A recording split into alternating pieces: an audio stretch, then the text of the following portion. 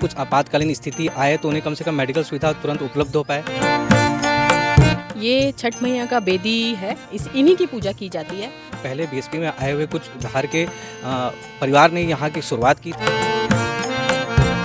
मिथिला में सबसे पहले सीता मैया ने ऐसा ही बेदी बना के छठ पर्व किया था, तब से ये छठ मैया बनाने का रिवाज चालू हुआ। ईंटें रख के और एक्चुअली मिट्टी का वो पिंडी बना के छोड़ देते हैं, फिर जब वो सूखता है उसके बाद इसी के साथ मैं सभी माताओं बहनों को आमंत्रित करूंगा। नमस्कार आप सभी को। आप सभी देख रहे हैं केपी न्यूज़ और त्योहारों का सीज़न जो है चल रहा है, जहां एक तरफ दिवाली जो है ख़त्म हुई ही थी और इसी के साथ छठ महापर्व की तैयारियां जो है चालू हो चुकी हैं। और इस समय मैं भिलाई के सबसे पुराने छठ घाट पर मौजूद हूं। जी आपने बिल्कुल ठीक समझा, मैं मौजूद हूँ भिलाई के सेक्टर 2 तालाब में, जहाँ का छठ महापर्व जो है सालों से प्रसिद्ध है। काफ़ी लाखों की भीड़ यहाँ पर देखने को मिलती है और जैसा कि आप मेरे पीछे देख सकते हैं कि यहाँ पर छठ महापर्व के लिए तैयारियाँ जो है चालू हो चुकी है। तालाब को साफ कर दिया गया है और जगह की साफ सफाई चल रही है। सब अपने अपने पूजा स्थान की तैयारी पर भी लगे हुए हैं और इसके साथ मैं आज बात करने वाली हूँ यहाँ के पार्षद प्रतिनिधि से। आइए जानते हैं क्या कुछ होने वाला है 27 और 28 तारीख को इस छठ महापर्व में खास। इस समय मेरे साथ यहाँ पर पार्षद प्रतिनिधि अभिषेक अवस्थी जी मौजूद हैं, इनसे बात करते हैं। तो सर, इस साल क्या तैयारी होने वाली है 2025 के छठ को लेकर, क्या कुछ खास होने वाला है? इस बार खास हमारी पूरी कोशिश रहती है, हमारी टीम की, हमारी पार्षद की, कि हर साल की तरह इसे अगली बार से और क्या बेहतर हम कर सकते हैं, यहाँ पे आने वाले लोगों को हम क्या सुविधा मुहैया करवा सकते हैं। उसी चीज़ पे हम लोग हर साल कुछ ना कुछ अच्छा करने की कोशिश करते हैं। जैसे इस वर्ष हमने कलेक्टर महोदय को एक आवेदन दिया था कि हमें एक मेडिकल टीम चाहिए, क्योंकि ये सबसे बड़ा व्रत है और जितनी भी महिलाएँ आती हैं 2-3 दिन के व्रत में रहती हैं, तो कुछ आपातकालीन स्थिति आए तो उन्हें कम से कम मेडिकल सुविधा तुरंत उपलब्ध हो पाए। और एक SDRF की टीम भी हमने मांगी है कि इतना बड़ा प्रांगण है और तालाब के किनारे सब अर्घ देते हैं, तो कोई अप्रिय घटना ना हो, उसके लिए एक SDRF की टीम भी उपलब्ध रहेगी कि कुछ भी अप्रिय घटना को रोका जा सके। और फायर ब्रिगेड की भी टीम रहेगी कि इतने बड़े प्रांगण में लोग आते हैं, कुछ दुर्घटना ना हो। हमारी कोशिश ये है कि यहाँ पे जितनी भी महिलाएं परिवार अपने बच्चों के साथ आते हैं, सुरक्षित पूरी पूजा पाठ कर सकें और अपने सुरक्षित अपने इष्ट देव सूर्यदेव को अर्घ दे के आशीर्वाद प्राप्त कर सकें। कौन सा वर्ष है सर, ये इतने बड़े आयोजन का कौन सा वर्ष है? ये आयोजन तो बहुत पुराना है और मैं आपको आपके चैनल्स के माध्यम से बताना चाहता हूँ, ये भिलाई का पहला छठ पूजा प्रांगण है, जहाँ पहले BSP में आए हुए कुछ बाहर के परिवार ने यहाँ की शुरुआत की थी। और आज आप खुद देख सकते हैं ये प्रांगण में कितने परिवार आज पूजा करने के लिए छठ में आएंगे।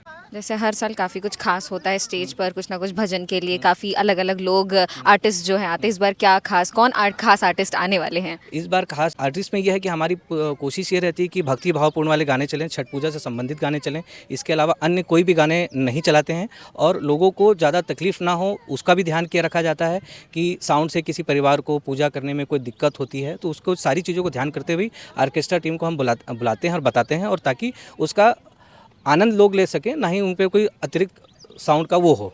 सबसे आखिरी चीज़ सर, मैं ये कहना चाहूँ कि आप सारे भिलाई वासियों को एक बार आमंत्रित ज़रूर कर दीजिए सेक्टर 2 का छठ पर्व देखने के लिए। आमंत्रित करने से पहले बताऊंगा सबको यहाँ पे अच्छे से आमंत्रित करने के लिए, जैसे आप पीछे देख रहे हैं, हम पूरे एक हफ्ते से हमारी टीम, जिसमें हमें नगर निगम और BSP का भी पूरा सहयोग मिल रहा है साफ़ सफाई के लिए, जिससे हम इसको प्रांगण को पूरा सजाने में लगे हुए हैं कि इस पर्व को हम इतना अच्छा कर सके लोगों के लिए कि लोग अगर आएँ इस प्रांगण में तो उनको खुशी हो कि हम हाँ ऐसे सुंदर प्रांगण में अपने इष्ट देव को याद कर रहे हैं।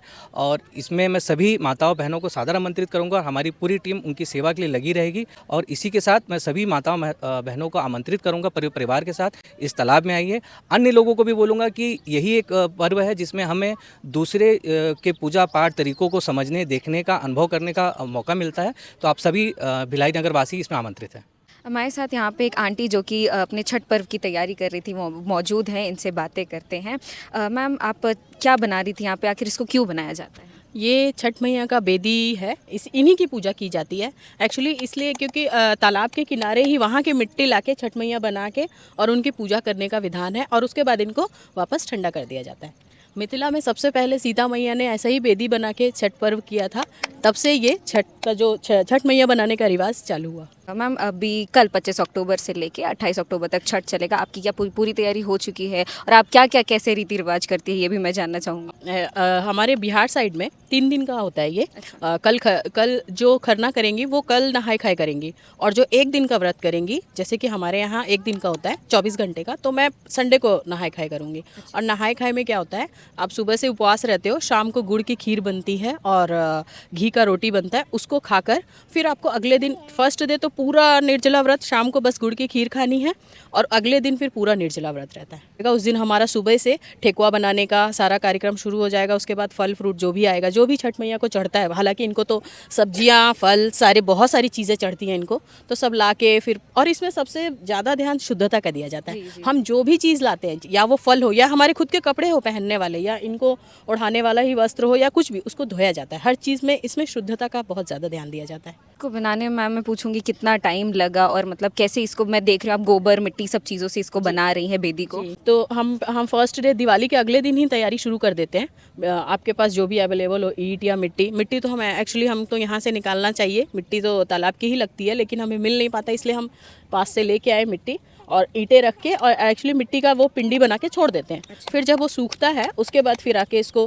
गोबर से लीप के अच्छे से उसको मिट्टी और गोबर से लीपने के बाद जब वो सूख जाएगा तो फिर हम उसमें कलर कर देते हैं। तो जैसा कि आपने देखा कि यहाँ पे तैयारी कर रही है एक महिला, और साथ ही साथ पार्षद प्रतिनिधि, दोनों से ही हमने बात की और जाना कि क्या कुछ है इस छठ महापर्व की खासियत, मान्यता है, और साथ ही साथ इस बार सेक्टर 2 तालाब में क्या कुछ खास होने वाला है और क्या क्या आप लोगों के लिए व्यवस्था भी की गई है। इसी के साथ सेक्टर 2 तालाब की तैयारियां भी जो है लगभग पूरी हो चुकी है, और 27 और 28 तारीख को यहाँ पे काफ़ी बड़े हर्ष और उल्लास के साथ छठ महापर्व को देखने मिलेगा। इसी के साथ मैं शिवाली अर्चना सोनी आपसे विदा लेती हूँ।